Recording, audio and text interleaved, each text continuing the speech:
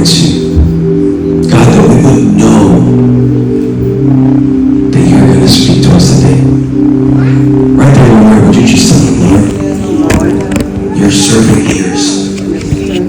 Speak. God, we don't want to leave this place without hearing directly from you, which is why, Lord, I place my life in your hands. And I say, Lord, use me as your vessel to continue to bring a word that refreshes the soul of your people and leads them closer to you. I pray, God, that we will learn today that surrendering to you is the greatest decision that we can do. And in Jesus' mighty name, we all say, amen. In Jesus' mighty name, we all say, amen. Cool. As you guys may know, you guys are in this series right now, Cultivating Spiritual Flow. Yeah. That's the person right next to say, are you cultivating that spiritual flow?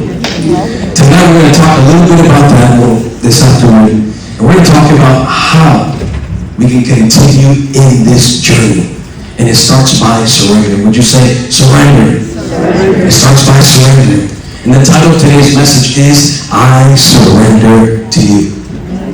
If there's anything that you can take away from this message is this, that the act of surrendering is not for cowards but for the brave. Right. Oftentimes when we see people come to this altar, we're like, that's for them, that's not for me.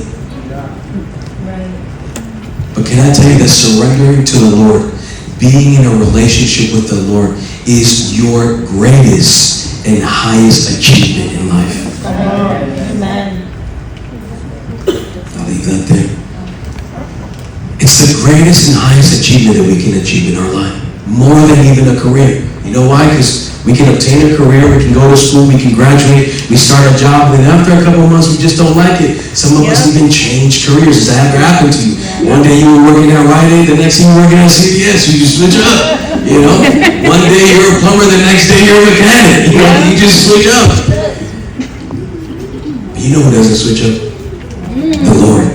That's why you can always change your career. But go like this. You can never erase your calling.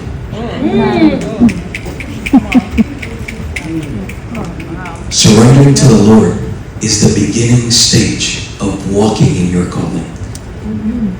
Amen? So if you're taking notes, that's the title of today's message, Surrendering to you. I surrender to you. Do you know that when you surrender, you're actually communicating a message? You're saying to the Lord, Lord, I recognize that I cannot do this in my own strength, that I need you in my life. I recognize that the thing that I'm trying to control, do it my way, I need you to be involved. We cannot take the Lord out of the equation. The invitation of inviting the Lord is simply saying, Lord, I surrender to you. In fact, I want to show you something. Vinny, if you can help me with that flag. You know, the act of surrendering is something that is not even established by ourselves. In fact, it started, the act of surrendering is mainly used for battle. When you surrender. When an army is being conquered, when another army is having dominion, guess what happens? You have no other choice but to what? And what do they wave?